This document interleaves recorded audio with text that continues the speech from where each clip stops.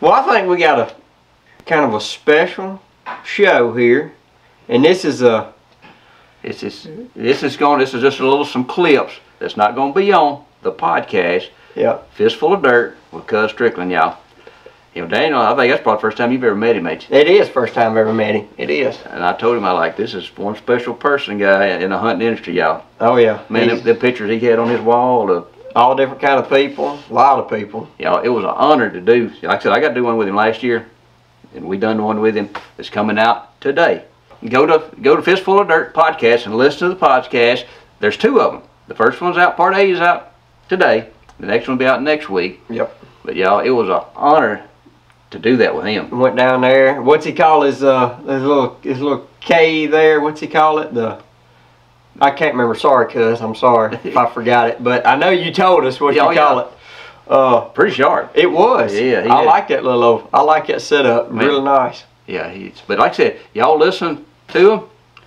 Hey, here's like I said. Here's an excerpt that we've got to hit the record button. Yeah. And this is not even part of the podcast. This is just something that we talked for like 15 minutes and completely didn't get any of it recorded except on the cameras. But enjoy it.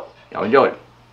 All right, we're picking back up with Daniel and Jeremy right about where we left off in part one of this, and I told y'all going in it was going to probably be 2 parts, but I'm wearing them out. Some of this is just selfishly me asking questions, because like I say, I get humbled all the time hunting deer and turkeys, and I'm assuming everybody does, but we're going to move right on into some questions. I kind of thought about these long and hard, and I'm not wanting to get any trade secrets and stuff, because I know you guys, their YouTube channel is called Do It Yourself Hunter. Just 99% public land, which is a different deal. That raises that bar just because of hunting pressure.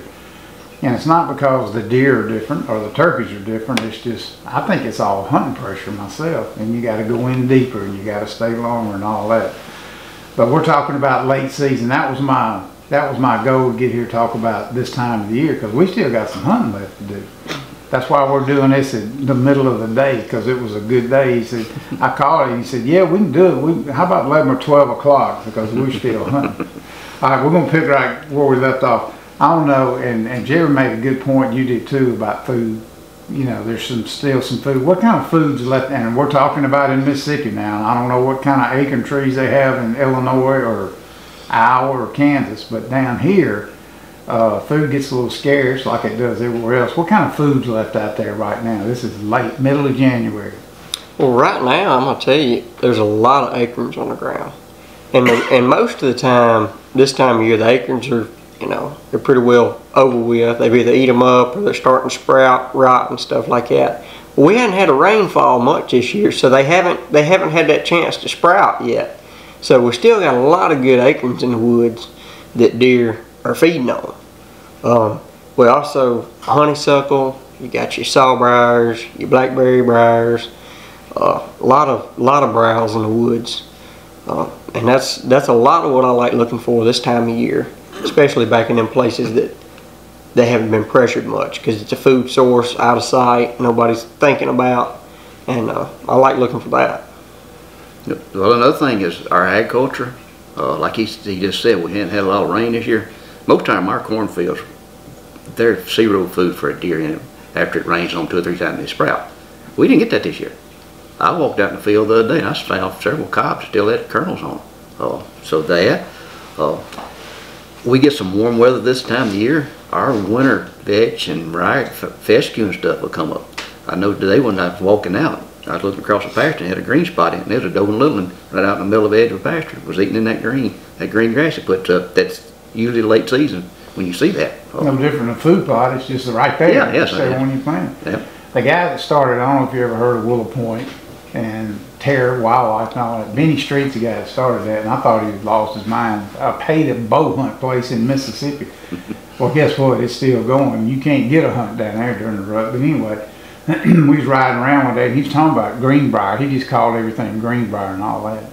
And they spent more money fertilizing that stuff than they did their food plots. He said, that, my friends, that's the base diet for any white-tailed deer. And I was like, man, and he's right. There's a lot of stuff out there. Jerry Simmons, the guy that started Simmons Broadheads, he made a broadhead. His first one's called the Interceptor. 200 grains. It looked like a medieval axe. I shot a lot of deer with it. He was the best at identifying food anybody ever saw in my life. He's big guy. He'd stop and he'd show you this, and why they're eating on it, and when they'll eat on that kind of stuff. But that's kind of a dying art right there. You know, people got on food plots and they don't think about nothing else. One thing, if I shoot a deer this time of year, I'm gonna cut his guts open and see what he's eating. Yeah. Just to you know, a lot of times you'll still see some acorns in it. Yeah. A lot of times it's gonna be mostly green, and you'd think it's not green because there's not a lot of green out there, but it is. There's plenty of green left in Mississippi. Yeah. Even though we didn't get any rain for a long, long time.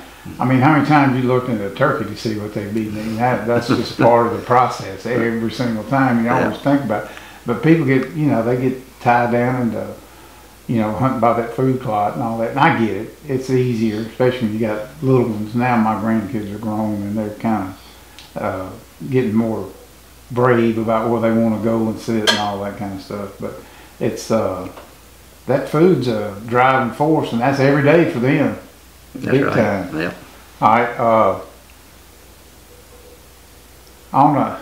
And this is, again, we're not biologists. I'm just getting opinions on this, and I just want your opinion on it. A fixed stand, whether it's a shooting house or a ground blind or a ladder, on a food plot that's been there for years. You think bucks avoid that kind of stuff? Especially, we're talking about mature bucks. I'm talking about spikes and 4 points running in it. Do you think people should move them, or do you think they get used to them? I got my own thoughts. I'm gonna share at the end. What are your thoughts? Because well, you said on the first part of this that your last buck you killed was one you said in the blind. It's been there 3 or 4 years. Been there a long time. Well, see, it's been there since that buck was born. Yeah. So that was natural to him. It's always been there. So that's the way I look at some old stands that's been there a long time. Most of the time, them deer don't think anything about it. A new one's the one I think a mature deer's gonna catch it, especially if it's something shiny or something it sticks out. Yeah. So no, I think the longer it's there, the better off. Daniel, you don't strike me as a sitting in the shooting house kind of guy, but do you have an opinion on that? Pretty much same as what he said. When it's been there for years, and you know, 2 or 3 years, different deer have seen it. You know, different age deer, like you say. When one's born and he's seen that his whole life, you know, he don't think nothing of it.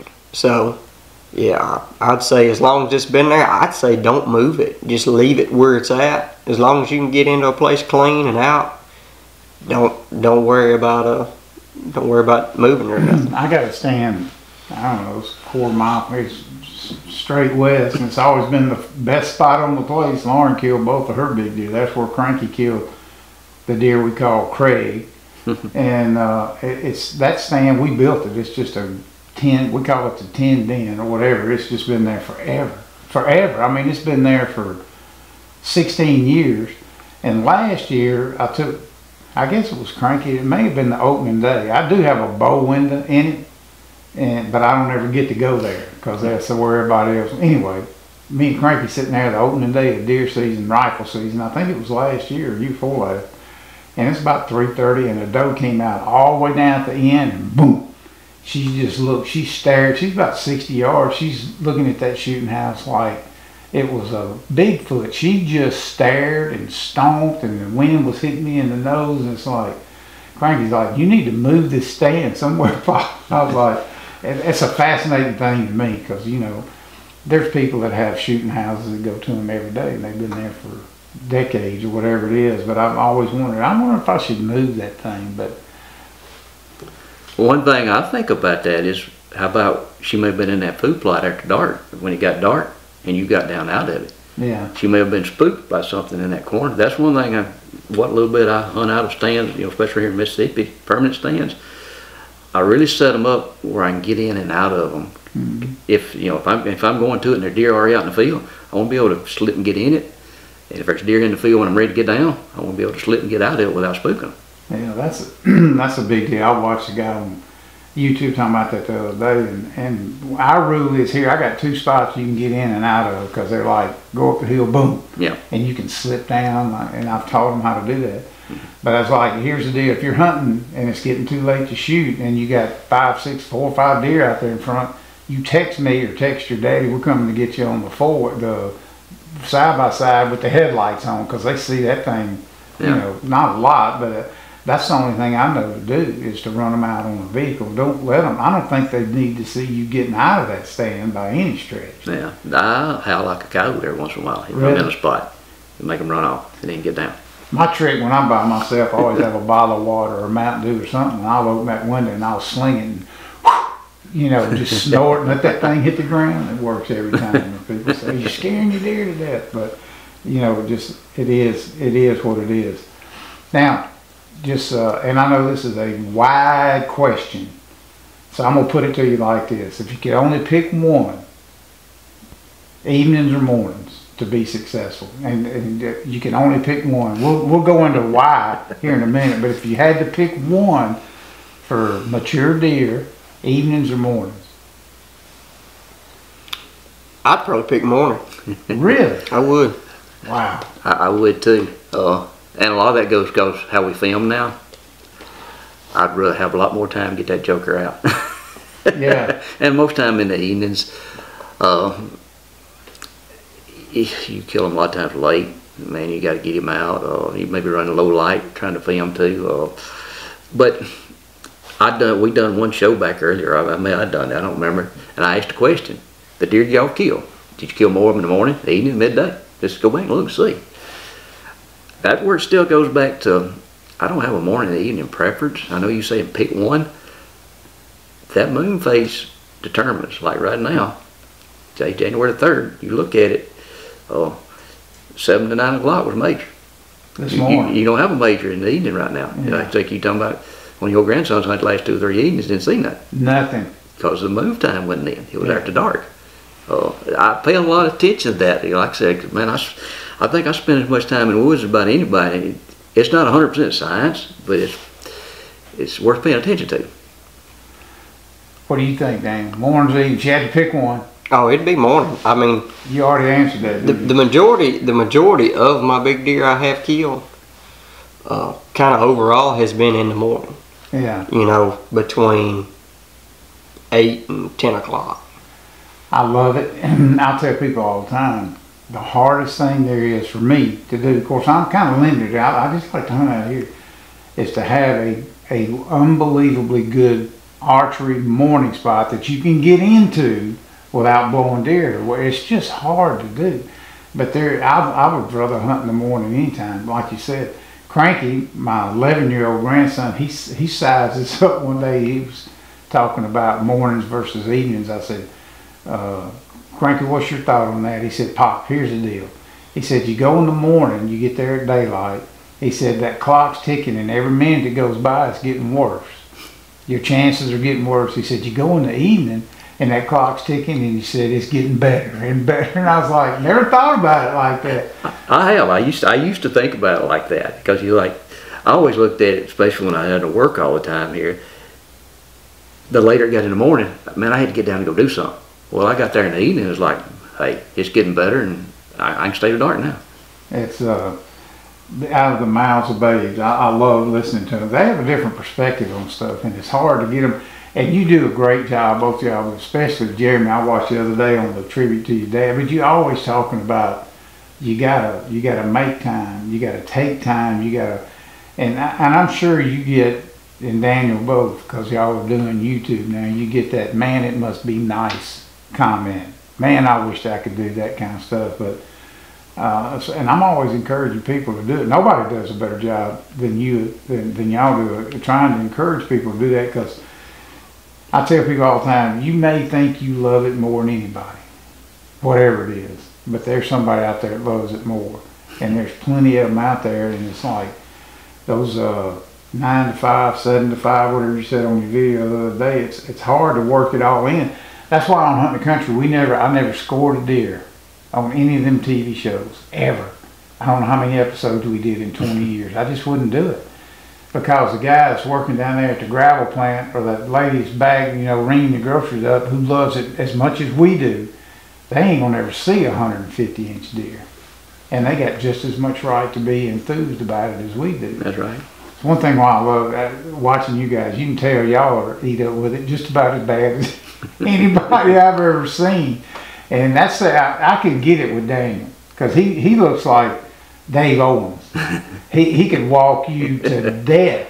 Now, Jeremy, I don't know how old you are, but you're not 21 years old no more. No, I'm 56, and and when you get older, you're limited. You know, Yeah. just like I was talking about my eyes while I go with the bow and stuff. I still love it just as much now, but you just can't do it. That's why I tell anybody, I put this young man up against anybody, because he's got the eyes, he can shoot, he's got the legs, and he's got the want to. Yeah, well, that's a big deal. I mean, I had 2 old guys up here last week, and we was laughing about this and laughing about that, and it's like, you know, I still love it, but I have limited myself to what like my pen. I have 2 pins on my bow right now, and the only reason I got a 30-yard pin is if a coyote runs out there, I'll sling one at him in a heartbeat. But 20 yards is it for me. Yeah. And nothing wrong with, you know, the Levi Morgans of the world who can shoot like that. I can't. My next birthday, I'll be 70. I'm just glad to still be in the game in any way, shape, or form. And I can tell you this, if I get to, and now I can still shoot my bow fine, but if it gets to where I can't, I'm going to grab that crossbow, and if somebody says something to me, I'm going to give it right back to them. You know what? I'm going hunting. That's right. I'm glad to see y'all. You went on a crossbow hunt, and that was a lot of work. That was harder packing in than Yeah, on this mobile hunting, you know, that's one reason I've done it. I love shooting my bow, and I still do it, but I hate seeing these guys bash these crossbow guys. When you get older, and most of them are younger guys. Hold on, Lauren. Yeah. We never started recording. Oh, man. All right, y'all. What'd you think about that little bit there? Like I said, go to Fistful of Dirt to listen for the full episode. Yep, 2 parts. This is parts. part 1. Yeah, part one's out. Yep. Part Part two. 2's next week. Next week. So, Appreciate it. yep. Like I said, hey, check him out, man, because to me, that was an honor to do on Cuz y'all. Oh yeah, it was for 'Cause sure. The folks he's met and talked to, shook hands. Oh yeah, in the been hunting industry. places he's been. Yeah, places he's been, hunts he's been on, that y'all, you know, him running the camera and doing the editing. Oh yeah, So- that's a lot. So, Appreciate it. Hope y'all enjoyed it. See y'all next time.